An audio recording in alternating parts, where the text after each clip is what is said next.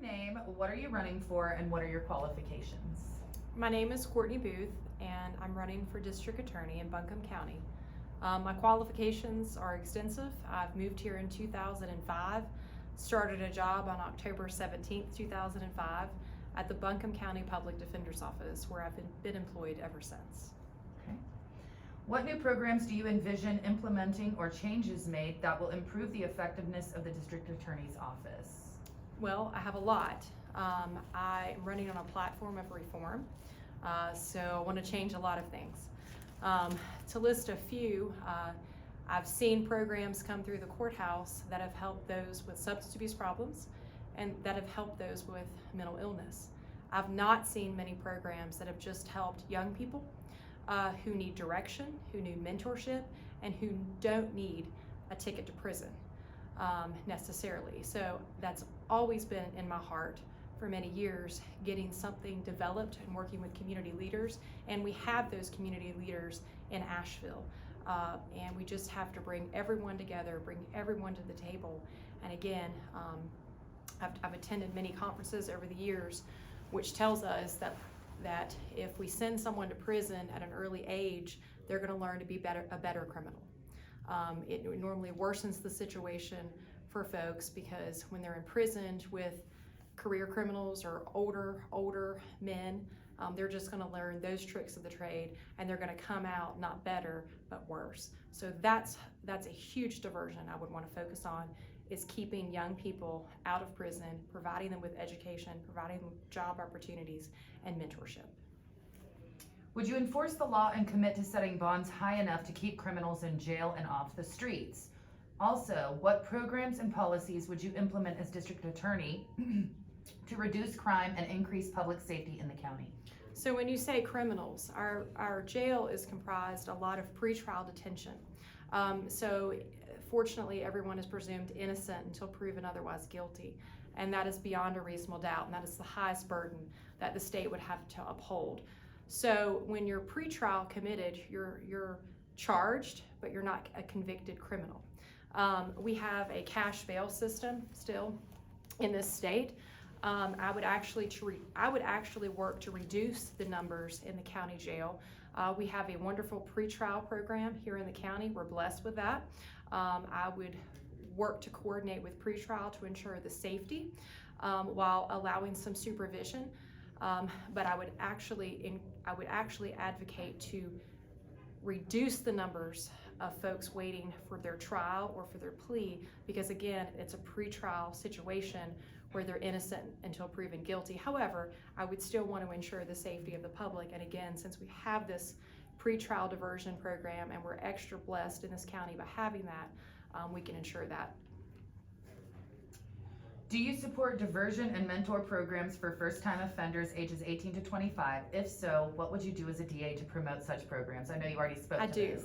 I do, because the studies have shown the young adult brain, it's not the same. I think it's worse for men than it is for women. But over the years, I've had almost 17 years as a public defender, and I've seen it. They don't think. A lot of times, there's stringent consequences to their actions. But again, we have other opportunities because our main goal is to keep people safe. Our main goal is to reduce recidivism. And when we just lock folks away, it doesn't accomplish those things. So yes, I do. Okay. What is your stand on bonds, and do you believe in the no bond agenda put forth by many activists? I do not believe in a no bond agenda because again, this is pretrial confinement. I can tell you a situation, or many situations. I just had a trial about 3 weeks ago where I had a young man who was incarcerated for 8 months before his trial date occurred, and it was a not guilty verdict. So this gentleman was in custody for 8 months, and it was not guilty. So no, I do not believe in no bonds. Okay. How would you manage enforcing laws surrounding homelessness? I think that's a community. I think that's a community problem, not just one person in an office problem. I have many clients who have experienced homelessness and being unsheltered. I've worked with Homeward Bound in my job. They've come as advocates for my own clients. We have a strong community here. we're coming out of 2 years of COVID. That's had detrimental impacts on everyone, including our homeless population. So it's not I think, a district attorney solution. Most crimes, especially class 3 misdemeanor crimes, such as city ordinance violations and trespassing, carries 20 days. That's not a reality of putting folks away in jail for 20-day sentences just to make them come out on the other side, I guess, without any belongings, without any help, without any repair in their life. I know across the country folks are struggling. I know that the working class is even struggling. There's not upward mobility, especially here in Asheville. Folks are stuck. That's not something that I can cure as a district attorney, but I'm aware of those things. I mean, folks cannot even find housing in an apartment. They're on wait list. So I just think we have to be empathetic because they're our fellow humans. I think we just have to work with our community agencies the best we can and try to get the folks help they need. How will you support the APD and encourage them to enforce the law? APD, I know, is short-staffed right now. And I know I'm a mom. I have a 10-year-old daughter. So, if I ever felt threatened or scared, I would hope that I would be able to make a call and receive services. I think for the most part, officers join the force with their heart in the right direction. However, just my experience as a public defender has shown me that sometimes certain communities, in my opinion, are over-policed. And I believe those communities are oftentimes our historically Black communities in Asheville. I think we have to look at that, and I think we have to look at the charges that are coming out, and I think we have to look at their policing strategies. And again, I'm not at APD, but if elected, I would be the district attorney. I would have decisions on whether or not to pursue charges resulting from various traffic stops in those communities. It seems to me that things aren't getting better by over-policing a certain area. In my opinion, it just creates more distrust amongst the community and amongst the law enforcement that's there to protect and serve.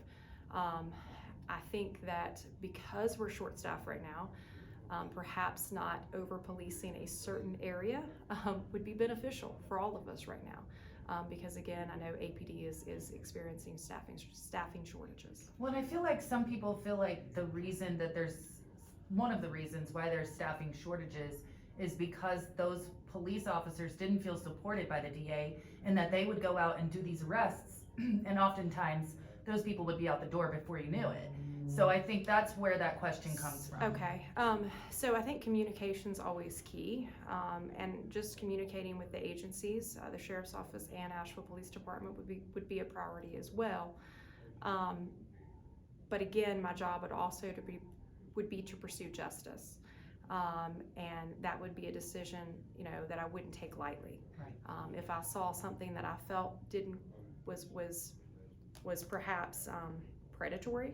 And I'm not saying that that's what I would discover, but if I saw something that I felt was wrong, I would stand up for that and I would stop it, because again, it would be discretionary as the district attorney. But I do understand your question, and I think that always results in, I think if you have a strong commitment to communicate and hear from those officers, because again, they have a hard job. I've been a public defender long enough to know that it's a very difficult job. It's a very difficult job when you're dealing with folks with mental illness, when you're dealing with folks with substance abuse, when you're making calls, you're going into domestic violence situations. I see it on body camera when I'm reviewing my own cases, and I'm very empathetic to those officers. So again, I think having a line of communication and even explanations if cases were getting dismissed. If it was a reason that I would dismiss something because I was seeing a series of stops that I consider to be predatory or unjust, then let's communicate. Let's talk about how we can solve this problem. Let me tell you why I'm doing these things so we can correct it. So you're not working in vain. Exactly. And we're actually working for progress. Okay. Considering the low level of convictions in our city and the negative effect it's had on the citizens in Asheville, how would you move forward in holding criminals accountable for their actions, therefore keeping them from repeat offending in our communities?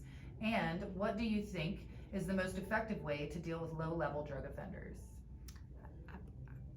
I missed the very That's okay. first part. I apologize. Considering the low level of convictions in our city and the negative effect it's had on our citizens in Asheville, how would you move forward in holding criminals accountable for their actions, therefore keeping them from repeat offending in our communities? So how would I hold criminals accountable for their actions? Well, like again, as a public defender, I've seen the majority of my clients have substance abuse or mental health disorders. Again, I think studies show just incarcerating folks or just convicting folks just to convict folks doesn't change the situation.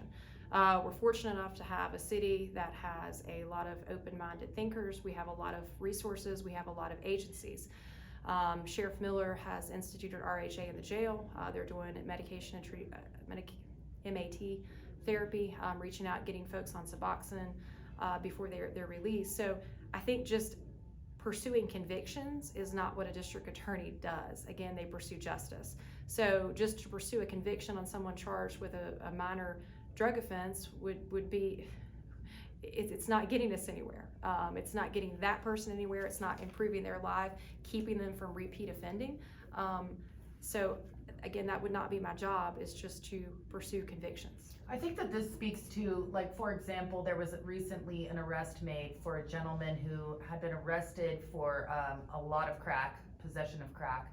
Also, he was abusing a woman, and there was a few other charges. And he served some time, but he got out early and then went out to repeat offend. So I think that's sort of where that question's coming from, is like, why are these offenders who are not low level, but they're doing a lot of damage to the community, keep getting out on these bonds that are so low that it keeps them out and doing those things again and again and again. And I would be uncomfortable addressing that question. Right, not specifically, but I'm just saying as an example. I am a public defender, so I don't feel okay, just that's fine. I don't know if my office would be connected to that case. So I think no problem. As an example, I don't want to address Okay. that case. Considering the low, let's see. Do you stand by victims of crime and put their needs ahead of the criminal needs? Sorry. There's background noise. That's okay. Do you stand by victims of crime and do you put their needs ahead of the criminal's needs? Again, your goal is to pursue justice. So no one, I don't think you put anyone in front of anyone. I mean, I think every case is different. I can tell you over the past 17 years, I've been extremely empathetic to victims, especially in domestic violence cases. My job as a public defender, I have to tell folks that I represent a defendant and that they don't have to talk to me, but they can talk to me. And believe it or not, a lot of folks have talked to me over the years, and they have bit my ear, and I've had extreme empathy for folks in situations, especially in domestic violence situations. So I'm just an empathetic human. Again, I want to improve everyone. I want to improve this. I want to improve our community. I want to protect victims. I want to make them whole. I want to allow them to be heard. But I also understand that perhaps just putting people in prison isn't necessarily the answer. It's not going to make them any safer, and it's not going to make the rest of the community any safer. What would your office policies be regarding plea bargaining in drug offense cases? That's a pretty open question because drug offense cases run the gamut. And plea bargaining in drug offense cases. So this is what I'm going to leave you with. Again, from my standpoint, I have extreme criminal law knowledge. This has been my game for almost 17 years. I have seen so many cases prosecuted, and we've been in situations where we're faced with drug trafficking, where folks are looking at, 200 and some odd months if they had a trial and lost, or we can plea bargain for 90 months. I can tell you, so many of my clients who have been prosecuted for drug trafficking have also been addicts. So it's not exclusive. Drugs cost money, and an addict has to afford their drug of choice. So I think every case has to be considered.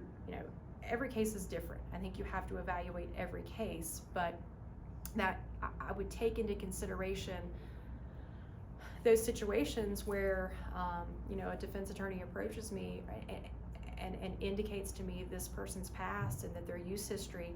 Oftentimes it's pretty evident. You can just see the evidence. There are used needles in the car, and it's apparent that there's also a drug use history along with possession. And let me clarify something. With trafficking, it's just possession. In North Carolina, our laws of trafficking, example for opioids, which would include fentanyl and heroin, it's possessing 4 or more grams, or 4 or more grams is hardly anything. And let me further clarify, you could traffic opium or heroin or other drugs. If one is in a car, it's not just one count of trafficking, it's trafficking by possession and trafficking by transportation.